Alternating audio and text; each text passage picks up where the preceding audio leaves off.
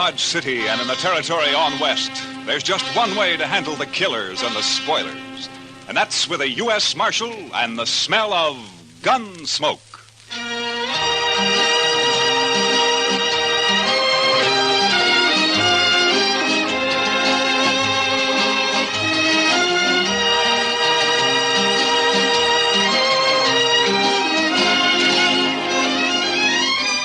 Gunsmoke, starring William Conrad. The story of the violence that moved west with young America. The story of a man who moved with it. Matt Dillon, United States Marshal.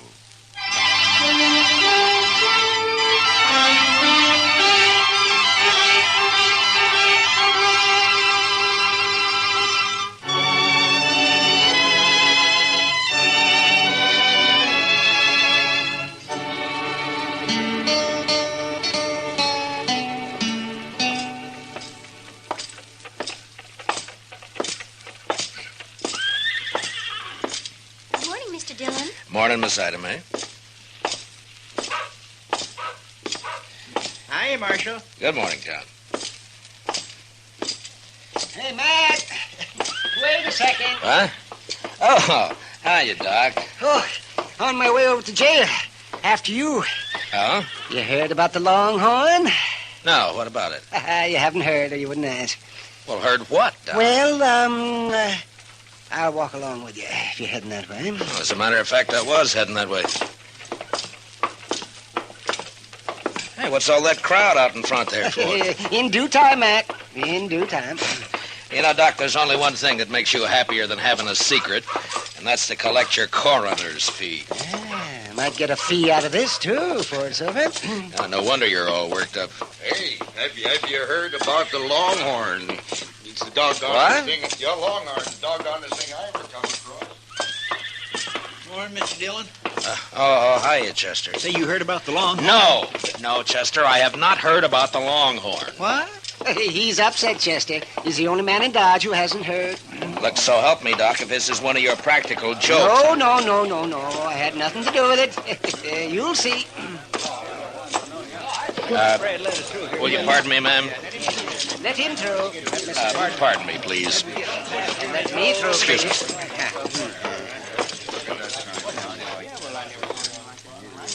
Well, Mr. Dillon? What do you think of it, Matt? Aside from the misspelled words. The Longhorn been closed all morning? Yep, locked tight. That sign was on the door daylight. The Longhorn Saloon will open at 8 o'clock tonight with new management and a new policy. Everybody welcome. Signed the new manager, Mamie. Mamie? That's a woman, Matt. Lately of Kansas City, St. Louis, and points east. Well, I don't know, Mr. Dillon. We never had a woman running a saloon in Dodge City before. And we won't now, Chester. The boys won't let her last an hour, I'm afraid. Be kind of fun for that hour, though. And another thing, if this Mamie is the new manager, what's happened to Herman Bleecker? Well, I don't know. He must have sold it to her. He didn't say anything about it yesterday morning. That's right. I saw him over at the livery stable in the afternoon showing off one of them fancy vests he's always ordering. And he never said one word about it. Well, you know that little Popinjay. He's flighty. Probably happened sudden. Too sudden, Doc. Even for Herman. Say, come think of it, I haven't seen him all morning. And he's usually strutting up and down Front Street, preening himself like a powder pigeon. Yeah, he's probably upstairs there, sleeping in, getting ready for the opening tonight. We gonna be here, Mr. Dillon? Mamie, huh? Mr. Dillon? Huh? Oh, yeah, Chester. We're gonna be here.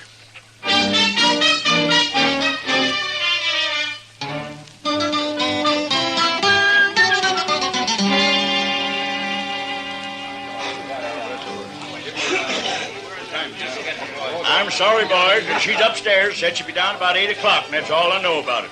Now, if you want to order anything, let's hear it. And if you don't, just shut up. Say, the boys are acting kind of rambunctious, Mr. Dillon. Yeah, she'll wish she stayed in St. Louis and points east. Say, Matt, I was talking to the bartender. I asked him what she looks like, and he said if he told me, I wouldn't believe it. Now, the fella I'd like to talk to is Herman Bleecker. Yeah, well, nobody's seen hiding here him. You know, Matt, I'm beginning to wonder, too. Howdy, strangers. What? Welcome to the Longhorn. I'm Mamie, the new owner. Mamie, she said. My gracious sakes alive. 190 pounds if she weighs an ounce. Yeah, that bartender was right. I wouldn't have believed it. Boys, it looks like we're going to be doing business together, so let's get things straight right in the beginning. Now, in the first place, the minute you stick your foot inside that door, you're on my stomping ground. I'm the boss of this shebang, and don't you ever forget it. When I tell anybody to hop, he hops. Is that clear? Now, tell you what, I aim to give the squarest deal in town. All the liquor here is going to be aged over 30 days, and the dancing girls aged under 30 years. The liquor is straight, and the girls are graceful. There's only 4 aces in every deck, and the cards only read from the front side. You'll get a fair shake for your money, but there ain't going to be no fandangling. And another thing, mister! I'm talking. Well, so am I, you old battle axe. Excuse me, boys. Oh, looks like it started, Mr. Dillon. Yeah, wait a second. He paid for his drink? Yes, ma'am. All right, you wall-eyed little maverick. Come on! Throw his head out after him. Now, as I was saying, boys, I just won't stand for no fandangling. Now, maybe some of you figured I was wearing this six-shooter for a decoration. When I just cast your eyes on that ace of spades I got tacked up on the back wall. Now! For the land's sakes, did you see that draw, Mr. Dillon? Yeah, and she got the card, too. Oh, the boys won't give her no trouble, man. All right, boys, the first one's on the house. And it's the last free one you'll get. And the only credit I give is for funeral expenses. Belly up, boys! Well, sir, Mr. Dillon? Chester, I want to talk to Herman Bleecker more than ever. Say, you know, she's big enough to... well, I'll bet she forced Herman to sell. Yeah, maybe. Doc, I'll be right back. I want to talk to her. Oh, that you was nothing, boys. Oh, you're the marshal, huh? Yeah, that's right, ma'am. My name's Dillon. Proud to shake your hand, Mr. Dillon. Well, thank you, Miss Mamie. Welcome to Dodge City. Mighty decent of you to express the sentiment, Marshal. I reckon you won't get much business around the Longhorn. I'll take care of any trouble that's around here. It'd be quite a change. The boys used to push Bleecker around every now and then. Oh, that runty little prairie dog. I didn't know he was planning to sell, Miss Mamie. He must have made up his mind in a hurry. Yeah? I made him an offer, and he took it. Just like that. He found himself some new living quarters, I suppose. Oh, yeah, he moved right out last night. Oh. Mm-hmm. I wonder where he's holed up. Huh? There are a couple of things I'd like to see him about. Well, now, I'll tell you, I'm afraid he left town, Mr. Dillon. I think he said something about taking the Santa Fe to St. Louis, now that I remember. Oh, I see. Well, that's too bad. I'd sure like to have seen him. Well, I'll probably drop in now and then, Miss Mamie. Sure. Anytime, Marshal. For you, it's on the house. Thank you. What'd you find out, Mr. Dillon? Let's get out of here, Chester. Coming, Doc. Sure. Oh, yes, with both ears a-flapping.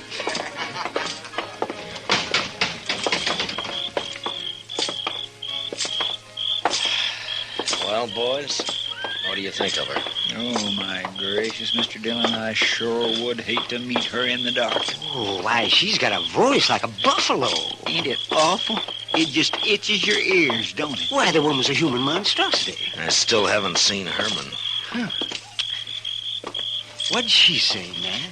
She says she thinks he left town. Oh, Chester, I want you to check all the rooming houses and hotels along Front Street.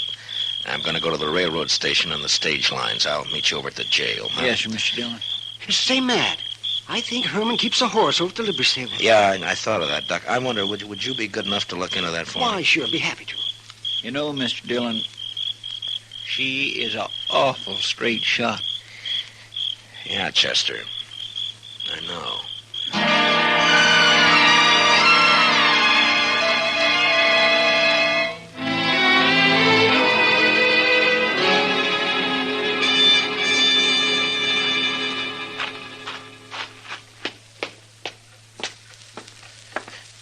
You here, Matt? Oh, yeah, come on in, Doc. Well, his horse is still over at the stable. He didn't tell them anything about leaving. He didn't leave, Doc. Mamie came in on the 9 o'clock train last night. Only one train out after that, around midnight. He wasn't on it. And he didn't buy a ticket on the stage either. Yes, see, now what did I tell you? Matt, that settles it. Yeah, of course, he may have moved into one of the hotels. No, sir, Mr. Dillon, I'm afraid he didn't. Oh, well, what'd you find out, Chester? That nobody in this town has seen Herman Bleecker since around 9 o'clock last night. Matt, I knew I'd get me a fee out of this, one way or the other. Well, don't spend it yet, Doc. What? Buenos noches, señores. Oh, Manuel. Come on in. Come on in. Gracias, señor Dillon. Well, what's on your mind? Pues, señor, I was at the railroad depot when I hear you ask about the little one, el señor Bleecker. No? And the other, the señora. Oh, there is much woman on that one. Well, there's no argument there, Manuel. Señor, last night I have seen something which is strange. No? I am come home very late, 1 hour, 2 hours before dawn. I was visit a friend, you understand? Yeah, I understand. You see, I am walk home in much hurry, and it is very dark, señor. When at once I see this lantern in the arroyo behind the Longhorn Cantina. Oh, a lantern, you say? I am think, what is this? So I wait, and this lantern is come toward me. And when it is close, oh, this woman who I have no see one like her. Oh, what a scare. Well, what was she doing in the arroyo? I do not know, but is one thing I forget. She is carry something in her hand. Well, what was it, Manuel? A shovel, senor.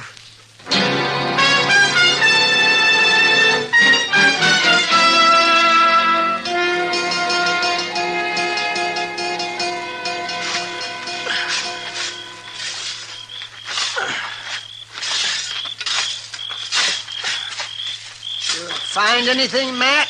Well, there's something here, Doc, but I can't quite... Hold the lantern over here, will you, Chester? Yes, sir, Mr. Dillon. I found something here, if I can just get it loose. Lantern all right, Mr. Dillon? Can you see what it is? Yeah, it's fine, Chester. Yeah, I got it. Oh. It's a boot. Yeah, here's the other one. Yeah. All that fancy stitching. Matt, those are his. I've seen them on him. Yeah, so have I, Doc. Yesterday, in fact. Here, take him, Chester. Yes, sir. There's a bundle of some kind here. Oh, you found the body, huh? No, it's clothes, I think, Doc. Let's have a look. Yeah. That's all there is, too. The hole doesn't go any deeper. It's hard pan on the bottom there. Hold the lantern down, Chester. Let me get this unwrapped. I'm not so sure about that coat, Mr. Dillon. A lot of them like that around town. Yeah, I know, but take a look at this fancy vest. Oh, that's Herman's. Nobody else in Dodge City'd ever wear a thing like that. Well, from the looks of it, he won't be wearing it again.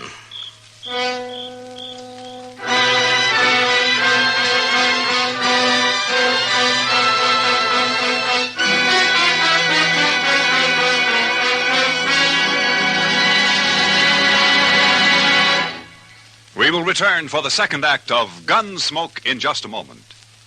But first, the escape car speeds from the scene of the crime, and the victim notes its license number.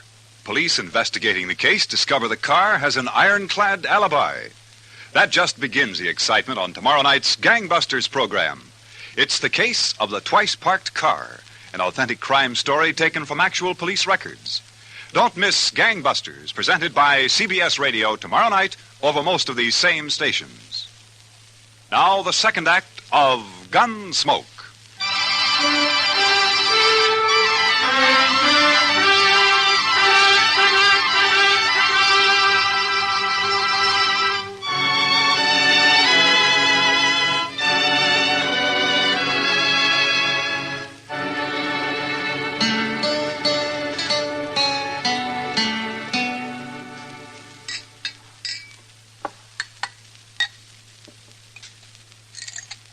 Are you coming, Doc? Now, don't rush me, Matt. Don't rush me.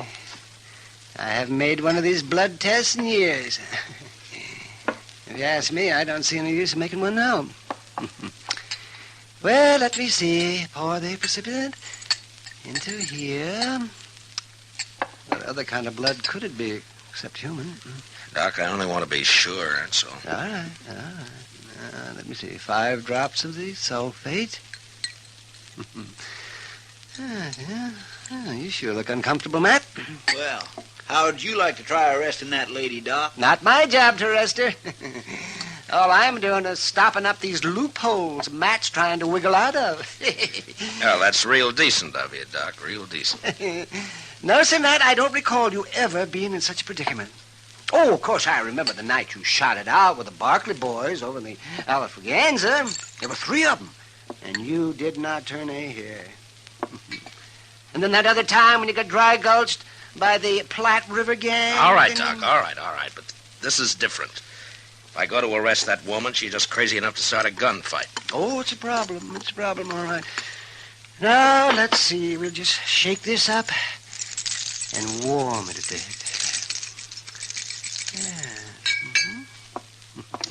You know, there is one thing, though, Mr. Dillon. Shooting at a mark's not the same as a gunfight. Maybe she wouldn't even resist. You really believe that, Chester? No, sir. Oh, she ain't a woman. She's a human catastrophe. She sure is for Matt. Well, there's still a chance we may be going off half-cocked here. That blood could have got on Herman's vest a dozen different ways. We'll soon see. Let's see now. A couple of drops of reagent. 1, 2, 3, 4, 5. Yeah. And we'll look for the color change. So, turn up the lamp a little bit, will you, Chester, please? All right, Doc. Oh. Well. Yes, Well, Doc? well, it's tough luck, Matt. It's human blood.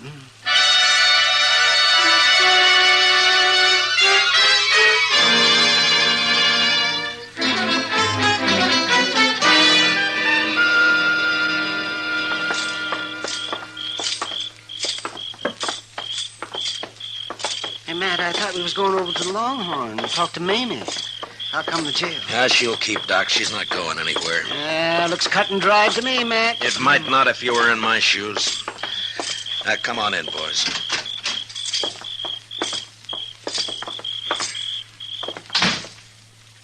You know, Mr. Dillon, when I talked to the barkeep, Finnegan, he said that when he showed up this morning to open the saloon, that woman was already inside waiting for him.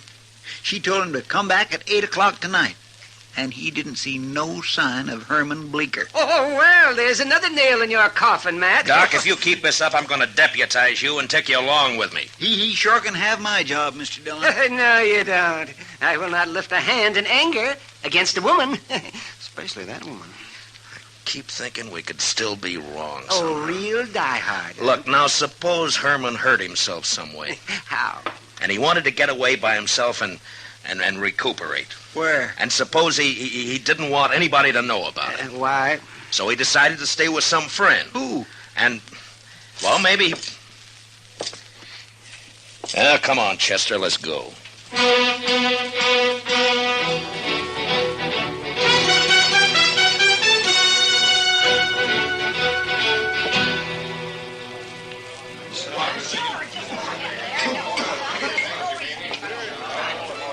There she is at the end of the bar.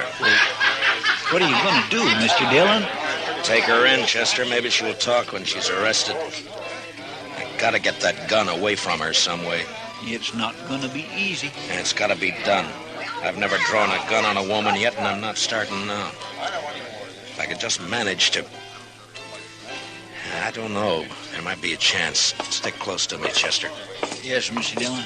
Well, Marshal, mighty glad you dropped back in. I was just wondering how you were getting along, Miss Like May. a kid with 2 tongues and an all-day sucker. Say, now tell me, did you find that little weasel Herman Bleecker? I thought you told me he'd left town. Oh, well, I was was just guessing, Mr. Dillon. He said something about planning to. Here, step up and have a shot of poison. No, thank you.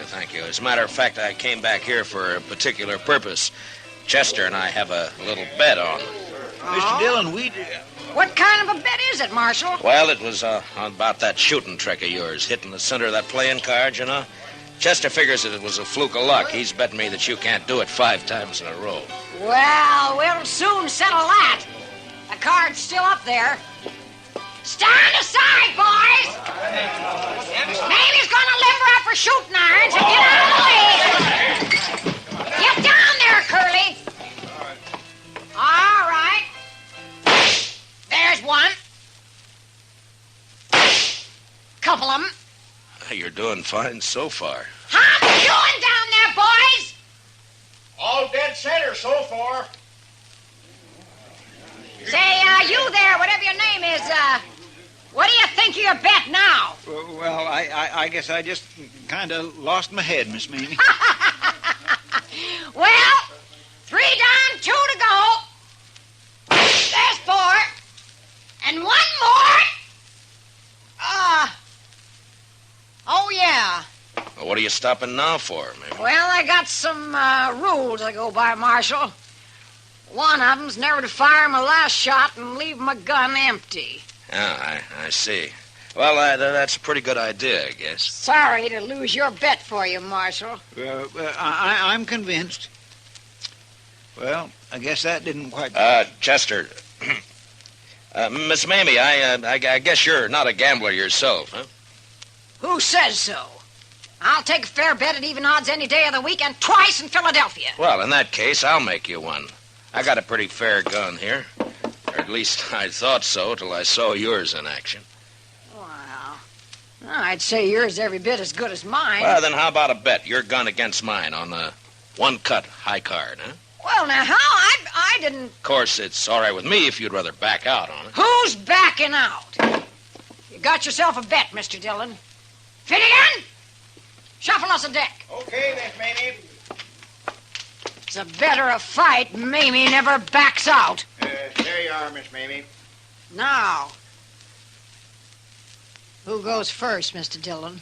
What? Ladies, always. All right. If you're a friend, Lester'll cut him for us once. It's Chester. Never Chester, mind. be Cut proud. the cards. Yes, sir. Ma'am. Now, let's see what we've got. Jack of spades. That's not bad. Plenty good, Marshal. Plenty good enough to beat anything you can... King of diamonds. All right. I'm beat. Fair and square. You won yourself a gun. Thank you. Here, Chester, will you take it? Yes, sir. And now the handcuffs. Here, now! Maybe you're under arrest. Why, you, of all the sidewinds and double-crossing backhanded... Mamie! Now, you're going to stay fastened to me until I get you in a cell, so you might as well make the best of it. Why, you... And as far as that's concerned, you'll be safer in jail than out of it once word gets around. People here in Dodge City thought a lot of Herman Bleecker. That little sawed-off groundhog... That's no excuse for killing him in cold blood. What? You heard him, Mamie. You killed me. Bleecker! This is the biggest night of my whole life. To hear somebody finally shut Mamie up and make her like it. The marshal's a gentleman, you little weasel. He knows how to talk to a lady. And to hear you say how much the town thinks of me, Mr. Dillon. What's this all about, Herman? Well, I'll tell you what it's all about. Yes. This little grub worm ran out on me in Cincinnati 3 years ago. Like to broke my heart. I've been hunting him ever since, and last night I found him. I wailed the living daylights out of him. Yeah, he looks like it. But why did you bury his clothes? Mr. Dillon, would you want to be married to a man that dressed like that? She pretty near murdered me, though, Mr. Dillon. I've been up there in bed all day, just too bruised and embarrassed to hobble downstairs. Oh, we had our ups and downs, Marshal, me and Herman. You know how it is. Yeah. Chester, give me the keys to the handcuffs, will you? Yes, sir. I got them right here in... Well, I guess they're over in the... What's the matter, Chester? Oh, Mr. Dillon, when we were digging out there, guess I must have lost him.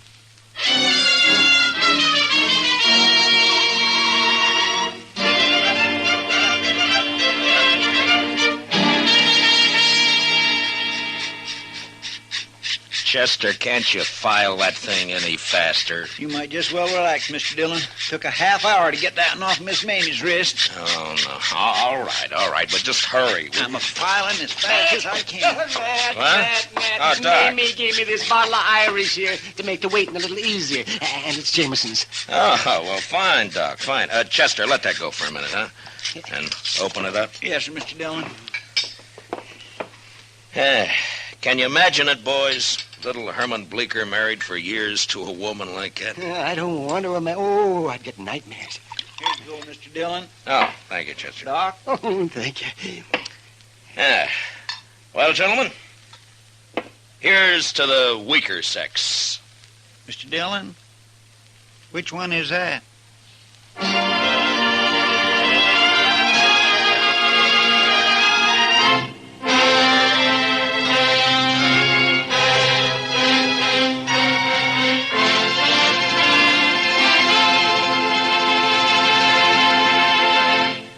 Gunsmoke, under the direction of Norman Macdonnell, stars William Conrad as Matt Dillon, U.S. Marshal.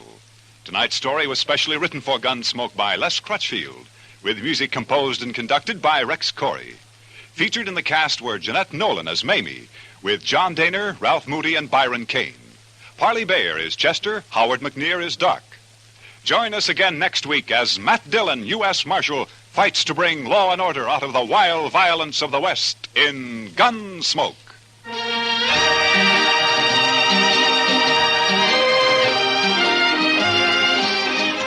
As colorful as a Western roundup and twice the fun, that's the Gene Autry Show, which comes your way every Saturday evening over CBS Radio. It's one of radio's most distinctive programs, flavored to taste with songs of the sagebrush and melodies of the mesquite country. The Gene Autry Show is 30 minutes you'll enjoy, packed full of comedy, songs, and the genial personality of the one and only Gene Autry. The whole Melody Ranch gang is on hand to entertain you tomorrow night, every Saturday night. So tune in the Gene Autry Show and hit the pleasure trail over most of these same CBS stations. Clancy Cassell speaking. And remember, Broadway is My Beat brings you startling mysteries Saturday nights on the CBS Radio Network.